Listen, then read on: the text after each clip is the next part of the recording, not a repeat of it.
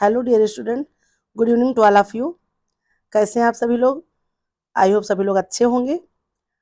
और जो हमारी 50 डेज की सीरीज चल रही थी उसी की हम आज पढ़ते हैं क्लास नंबर 6।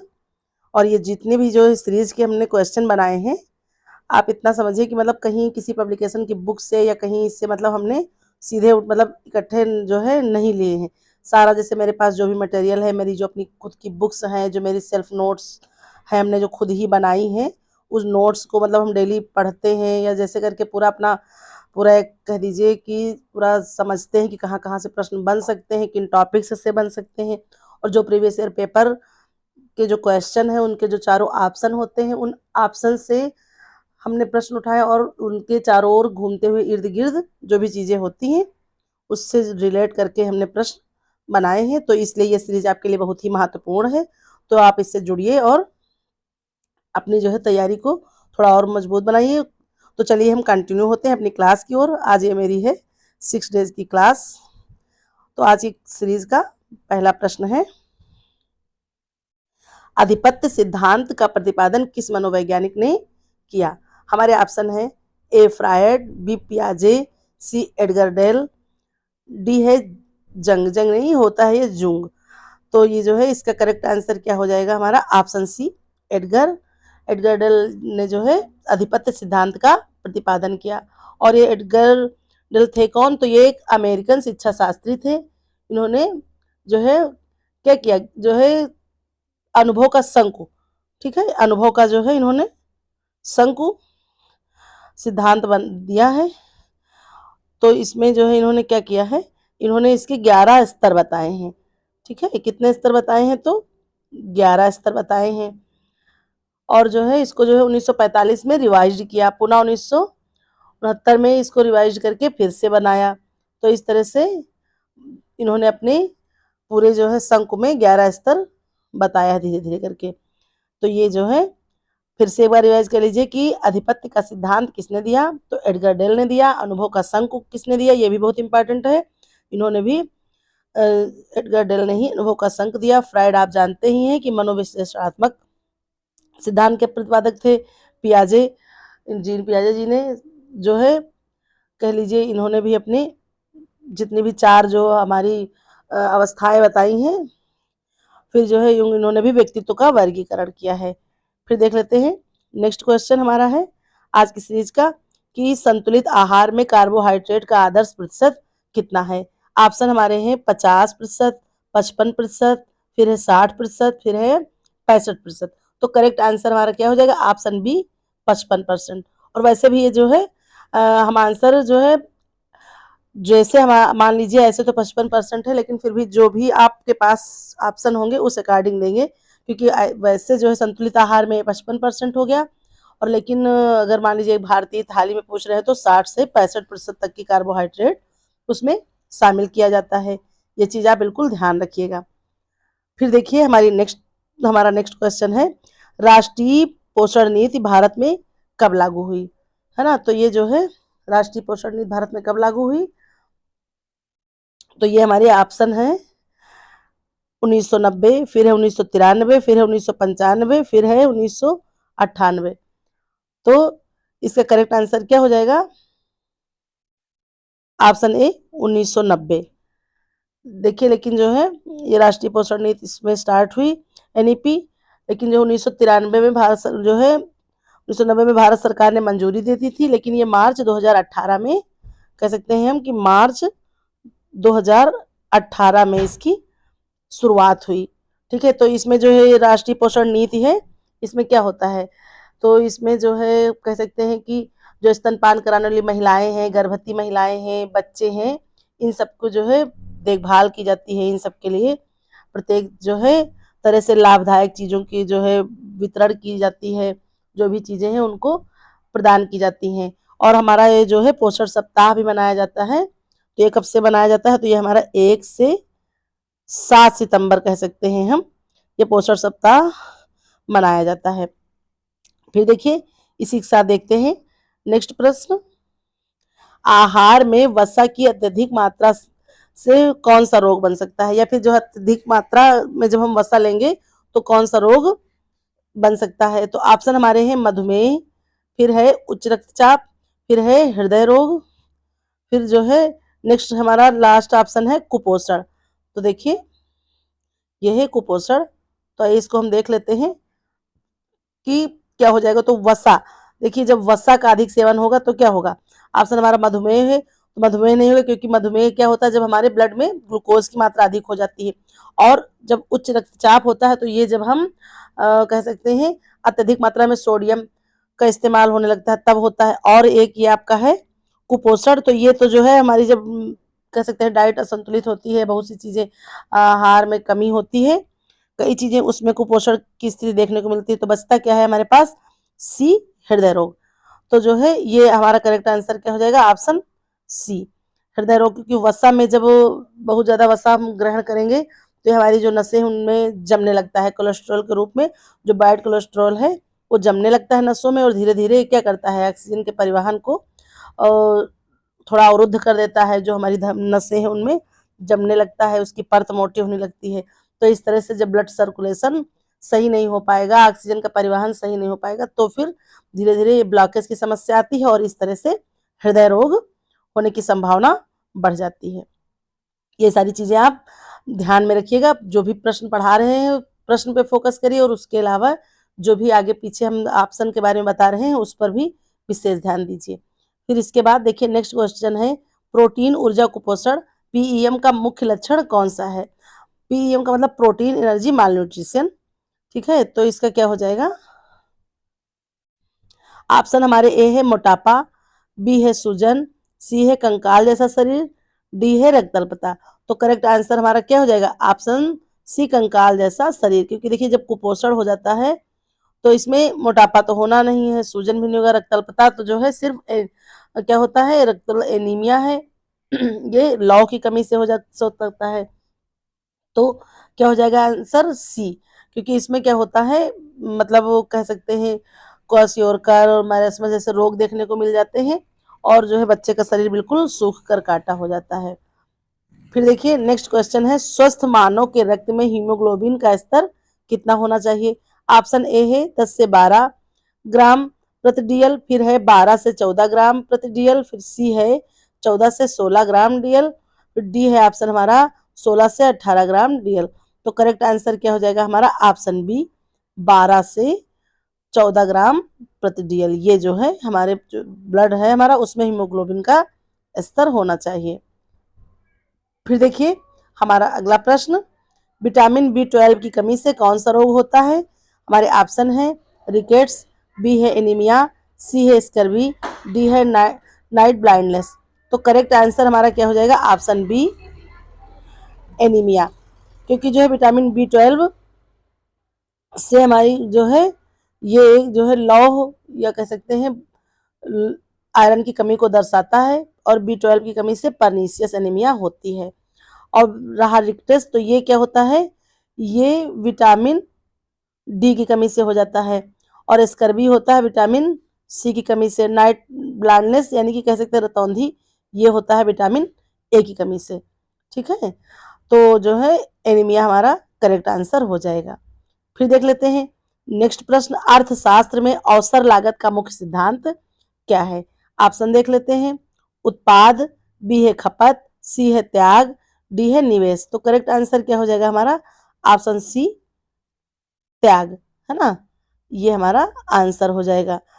अवसर लागत का मुख्य सिद्धांत त्याग है। फिर देखिए हमारा नेक्स्ट क्वेश्चन है, देखिए सबसे पहले हम यही बता रहे हैं कि मुख्य ये याद रखिए कि प्रश्न के साथ साथ जो भी अन्य चीजें हम बताते चल रहे हैं उनको आप जरूर से जरूर ध्यान में रख के पढ़िए। तो इससे आपको जो है बहुत सी चीजें जानने को मिलेंगी और आपके कॉन्सेप्ट क्लियर होते चलेंगे। फिर देखिए नेक्स्ट क्वेश्चन है, क्वेश्चन नंबर 9, उपभोक्ता संरक्षण अधिनियम भारत में कब पारित हुआ। ऑप्शन है हमारे ए 1984, बी है 1986, सी है 1988, डी है 1990। तो correct answer is the option B, 1986।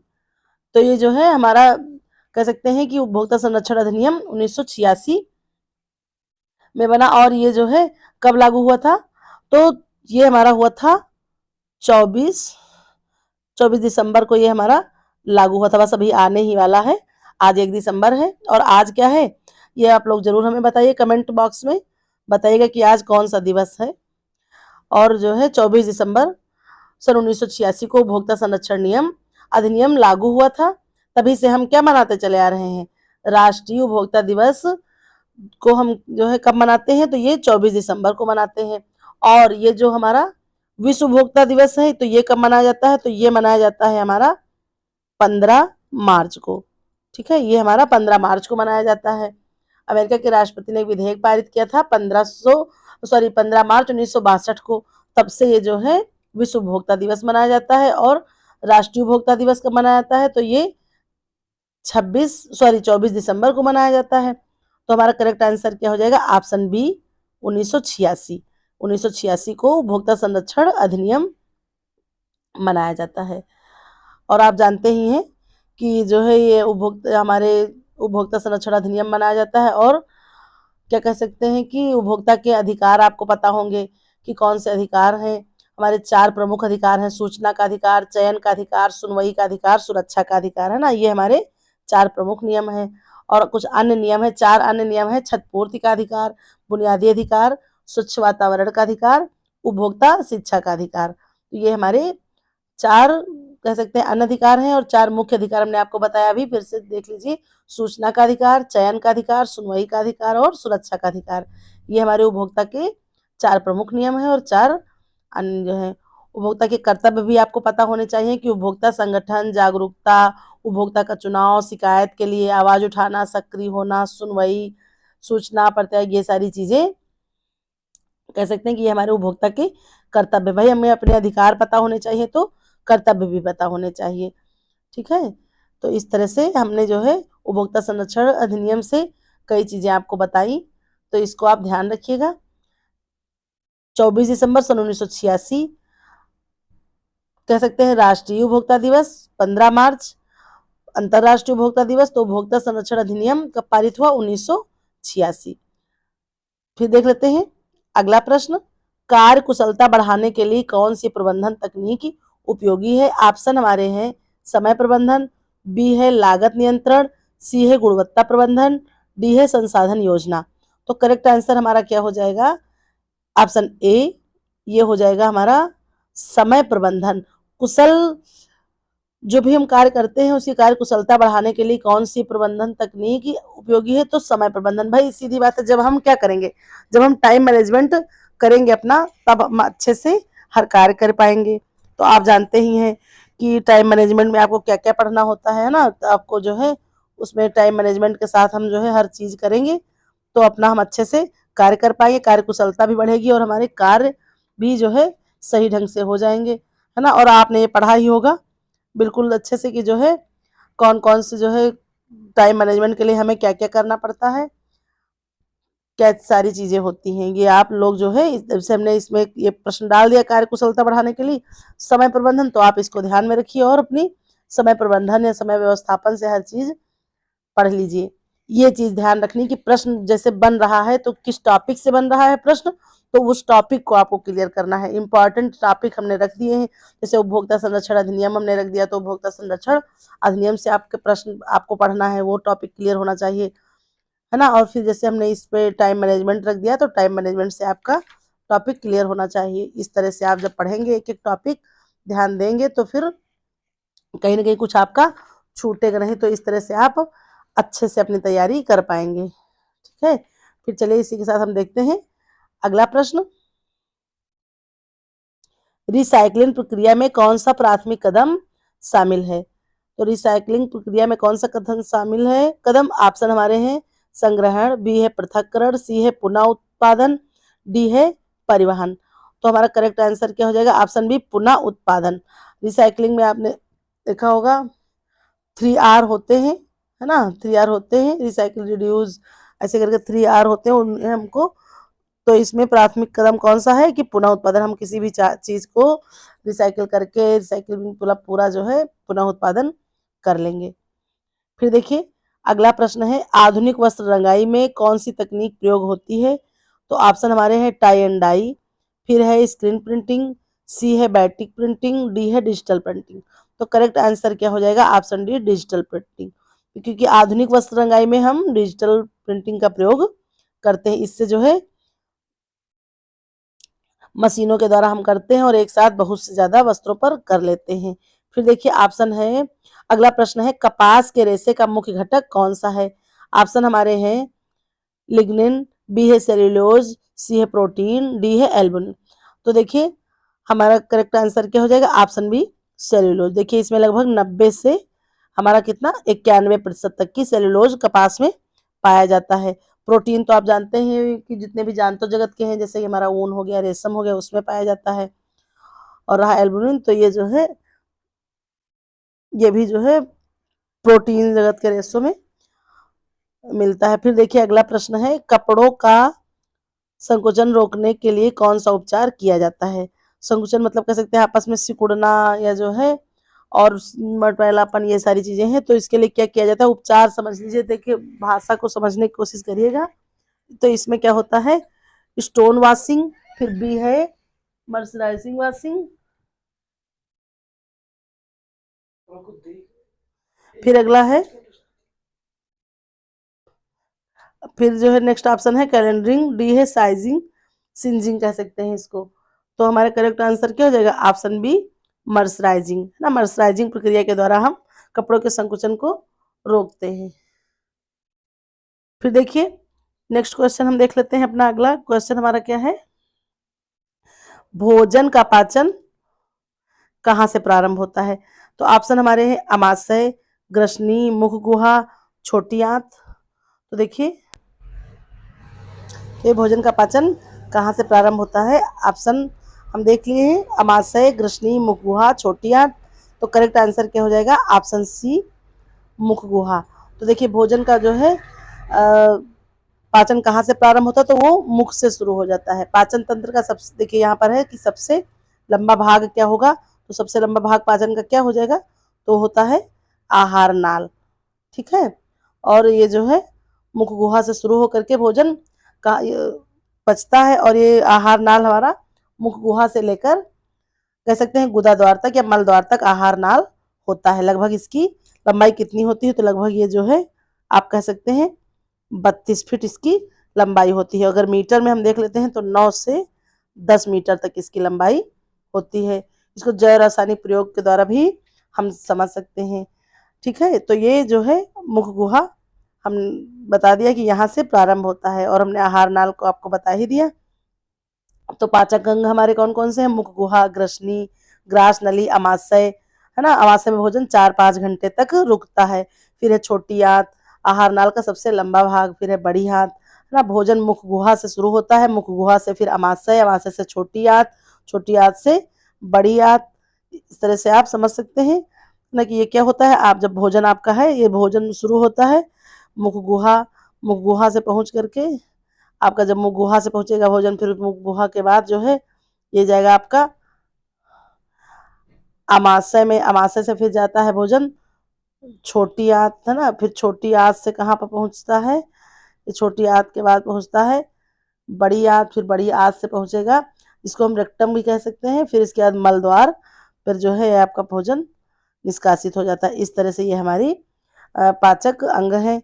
फिर जो है पाचक ग्रंथियां कौन कौन सी, ये भी आप लोग जानते हैं ना। लार ग्रंथि जिसमें टाइलिन एंजाइम पाया जाता है, यकृत, गैस्ट्रिक ग्रंथियां, ये सारी चीजें हैं, है ना। फिर देख लेते हैं नेक्स्ट प्रश्न।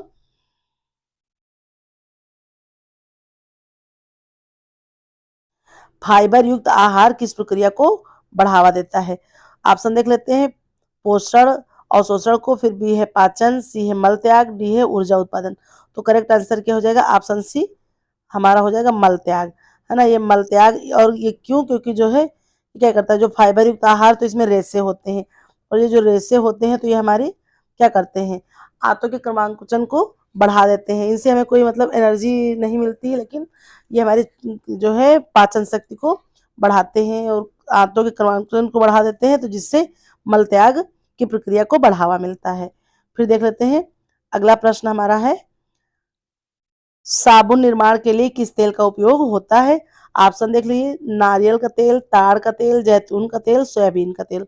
तो करेक्ट आंसर हमारा क्या हो जाएगा? ऑप्शन ए, नारियल का तेल, है है ना। सोयाबीन और जैतून का तेल तो हम खाने में प्रयोग करते हैं, और ये नारियल का तेल से साबुन बनाने में इसका उपयोग किया जाता है। फिर देखिए अगला प्रश्न, आयुर्वेद में त्रिदोष कौन कौन से हैं? तो त्रिदोष मतलब कि जो शरीर में 3 दोष हैं उन क्या माने गए हैं? ऑप्शन हमारे हैं वात पित्त कफ, बी ऑप्शन है वात रस रक्त, सी ऑप्शन है कफ पित्त धातु, डी है रक्त, फिर है कफ, फिर है रस, है ना। तो जो है करेक्ट आंसर क्या हो जाएगा? ऑप्शन ए वात, है ना। वात ये हमारा हो गया वात, पित्त जो पित्तरस से संबंधित है ना, पित्त, और कफ ये जो है जो खांसी जुकाम जकड़ा, तो ये सारी चीजें ये हमारे त्रिदोष आयुर्वेद में माने गए हैं। फिर देखिए नेक्स्ट प्रश्न, बाल विकास में वंशानुक्रम का मुख्य योगदान क्या है? तो बाल विकास में वंशानुक्रम का मुख्य योगदान क्या है? ऑप्शन ए मानसिकता, बी है शारीरिक विकास, सी है नैतिकता, डी है व्यक्तित्व। तो करेक्ट आंसर क्या हो जाएगा? बाल विकास में वंशानुक्रम का मुख्य योगदान क्या होगा? तो मुख्य योगदान, जैसे ऐसे तो हर चीज है भाई, जो है जेनेटिक कुछ चीजें निर्भर होती हैं, लेकिन यहाँ पर बात हो गई है, ध्यान रखिए कि मुख्य की। तो मुख्य क्या हो जाएगा? तो ऑप्शन बी शारीरिक विकास, ये सबसे ज्यादा योगदान करता है। फिर देख लेते हैं अगला प्रश्न, शैशवावस्था का प्रमुख मानसिक विकास कौन सा होता है? तो शैशवावस्था का प्रमुख मानसिक विकास क्या है? देखते हैं। ऑप्शन ए तर्क, बी सॉरी जो है तर्क है, फिर है भाषा, फिर है स्मृति, डी है परिकल्पना। तो करेक्ट आंसर क्या हो जाएगा? ऑप्शन बी भाषा। देखिए इसका विकास होता है क्योंकि शैशवावस्था में बच्चे तर्क वितर्क कर नहीं सकते, स्मृति भी उनकी इतनी रहती, परिपक्वता तो मान लीजिए कहीं से होने वाली नहीं है, तो इसलिए करेक्ट आंसर क्या हो जाएगा? भाषा, क्योंकि बच्चे इस उम्र में बहुत ज्यादा सीखते हैं, अनुकरण के द्वारा, सुन करके और अन्य चीजें उनका भाषा विकास होता है। फिर देखिए नेक्स्ट क्वेश्चन है, रासायनिक खादों का अति प्रयोग किससे हानि पहुंचाता है? ऑप्शन हमारे हैं मिट्टी की उर्वरता को, फिर उत्पादन, सी है पौधे की ऊंचाई, डी है बीज गुणवत्ता को। तो करेक्ट आंसर क्या हो जाएगा? ऑप्शन ए हमारा हो जाएगा मिट्टी की उर्वरता को, क्योंकि जो रासायनिक खादें हैं उसका जब बहुत ज्यादा प्रयोग करेंगे तो जो मिट्टी की हमारी उर्वरा क्षमता है उसको वो नष्ट पहुंचा करती है। फिर देखिए नेक्स्ट क्वेश्चन है, किस अधिनियम में श्रमिकों के न्यूनतम वेतन की गारंटी दी गई है? ऑप्शन हमारे हैं 1948, फिर 1950, फिर 1952, फिर 1956। तो करेक्ट आंसर क्या हो जाएगा? ऑप्शन ए 1948, इसमें श्रमिकों को न्यूनतम वेतन की जो है गारंटी दी गई है। फिर देख लीजिए नेक्स्ट क्वेश्चन है, अंतरराष्ट्रीय महिला दिवस कब मनाया जाता है? ऑप्शन देख लीजिए 6 मार्च, फिर है 8 मार्च, फिर है 10 मार्च, फिर डी है 12 मार्च। तो करेक्ट आंसर हमारा क्या हो जाएगा? ऑप्शन बी 8 मार्च, इस जो है यहाँ पर अंतरराष्ट्रीय महिला दिवस मनाया जाता है। फिर देखिए अगला प्रश्न हमारा कौन सा है, मधुमेह रोगियों के लिए कौन सा आहार सर्वोत्तम है?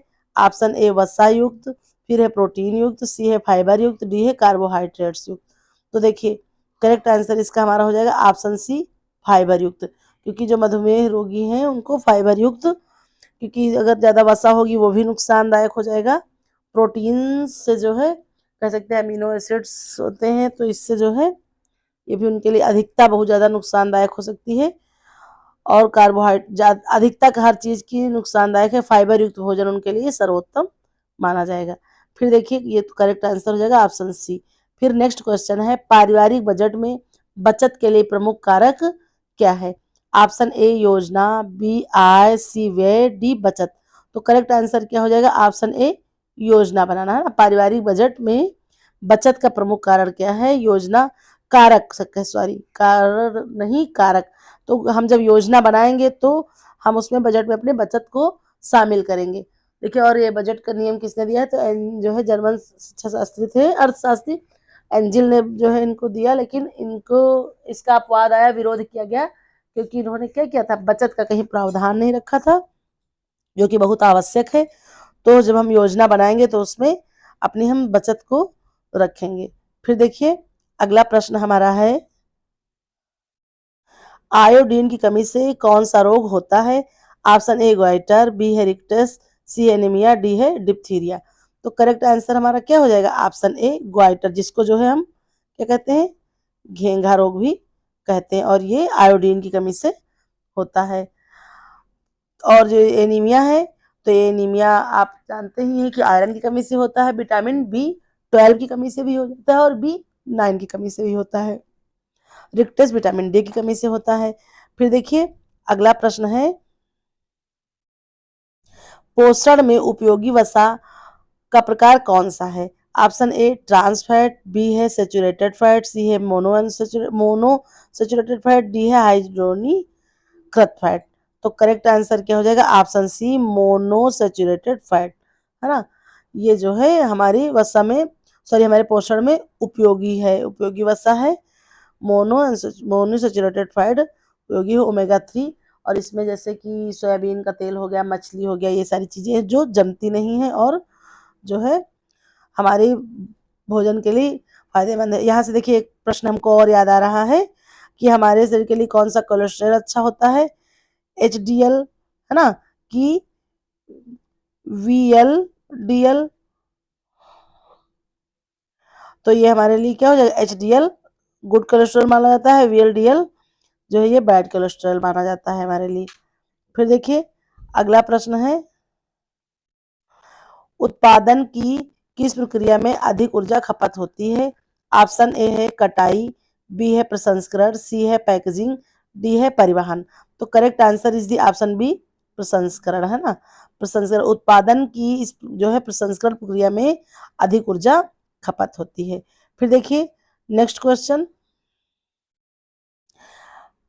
29 नंबर है, किस गृहिणी की सबसे महत्वपूर्ण प्रबंधन कुशलता क्या है? जो किसी गृहिणी की सबसे ज्यादा जो महत्वपूर्ण प्रबंधन कुशलता वो करेगी तो वो किस में करेगी? ऑप्शन हमारे हैं ए समय प्रबंधन, बी वित्तीय योजना, सी संसाधन नियोजन, डी कार्य विभाजन। तो सबसे ज्यादा महत्वपूर्ण क्या है? ऑप्शन ए हो जाएगा हमारा सबसे ज्यादा सही, क्योंकि जो है समय प्रबंधन, है ना। समय प्रबंधन जब एक गृहिणी करती है तो वो सबसे महत्वपूर्ण प्रबंधन कहलाता है, क्योंकि इससे क्या होगा, जब टाइम मैनेजमेंट वो अच्छे से करेगी तो टाइम मैनेजमेंट में वो क्या कर पाएगी, वो अपने घर परिवार को जो है सबको सही टाइम पे हर चीज उपलब्ध करा पाएगी, और जो है प्रत्येक व्यक्ति संतुष्ट भी होगा, और उसको जो है टाइम मैनेजमेंट जब अच्छे से वो कर पाएगी तो क्या होगा, वो जो है उसको थकान भी कम महसूस होगी, है ना। वो थकान कम महसूस होगी और सही समय पर हर कार्य हो जाएगा, इस तरह से वो कर पाएगी। जब वो जो है एक गृहिणी टाइम मैनेजमेंट अच्छे से कर पाएगी, वो गृहिणी, और जो है टाइम, आप जानते हैं कि कार्य सरलीकरण के अंतर्गत ये आता है, और कार्य सरलीकरण का सिद्धांत किसने दिया है? तो ये आप सभी लोग जानते हैं कि कार्य सरलीकरण का सिद्धांत मार्विन मुंडल ने दिया है, और आपको ये भी पता है कि मार्विन मुंडल ने कार्य सिद्धांत के कितने बताए हैं? तो ये जो है इन्होंने 2 बताए हैं कार्य सरलीकरण के, और इसमें आता है एक आपका औपचारिक और एक आता है पेन पेंसिल सिद्धांत। तो औपचारिक में भी 4 होते हैं आपके, और पेन पेंसिल में भी 4 सिद्धांत आपके आ जाते हैं, जो कि आपको बहुत ही ध्यान से पूरे पढ़ना है, क्योंकि ये भी टॉपिक आपका आज हम इसीलिए जो भी प्रश्न पढ़ाए हैं उसके बारे में हमने आपको बताया है कि आपको कहाँ कहाँ से पढ़ना है। सबसे पहली बात यही है कि ये ध्यान रखना है कि कहाँ से आपको पढ़ना है, इसी में जो है आप अच्छे से अपना कर पाएंगे।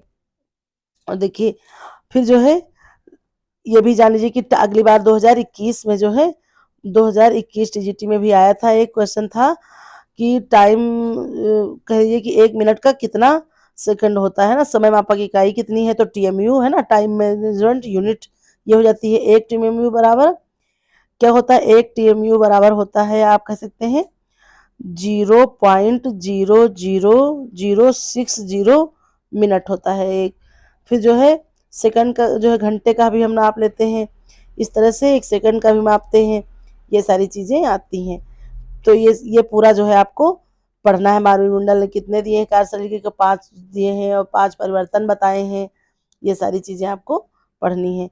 फिर आज की सीरीज का लास्ट क्वेश्चन है, आप लोग बताइएगा जरूर कि जो है सेशन आज का ये आपको कैसा लगा, जो है सीरीज हमारी कैसी लगी आपको, और ये जितने टॉपिक हमने पढ़ाए हैं, जैसे हमारे 30 प्रश्न हैं, तो 30 जो है आप जरूर से जरूर कर लीजिएगा। देखिए ये चीज हम बताए दे रहे हैं आपको, थोड़ा सा इसमें 1 मिनट, ये जो टाइम मैनेजमेंट का था बहुत देर सोचे थे, ऊपर भी एक प्रश्न था, सोचे थे बता देंगे, फिर नहीं होता, इसमें हमने बताया था ना आपको कि जो है तकनीक आपकी कौन सी आती है, पेन पेंसिल आती है, जिसको औपचारिक तकनीक भी कहते हैं, और एक आती है आपकी सॉरी इसको अनौपचारिक भी कहते हैं, और एक आती है औपचारिक तकनीक।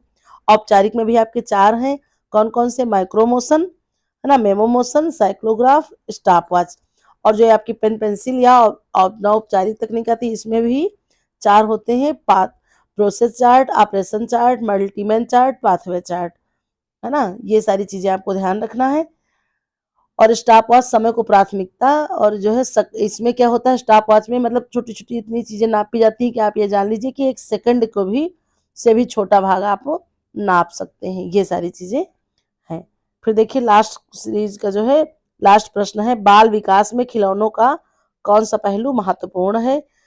तो ऑप्शन देख लेते हैं, रंग, आकार, सामग्री, शैक्षिक मूल्य। तो करेक्ट आंसर क्या हो जाएगा, ऑप्शन डी, शैक्षिक मूल्य, है ना। ऐसे खिलौने होने चाहिए।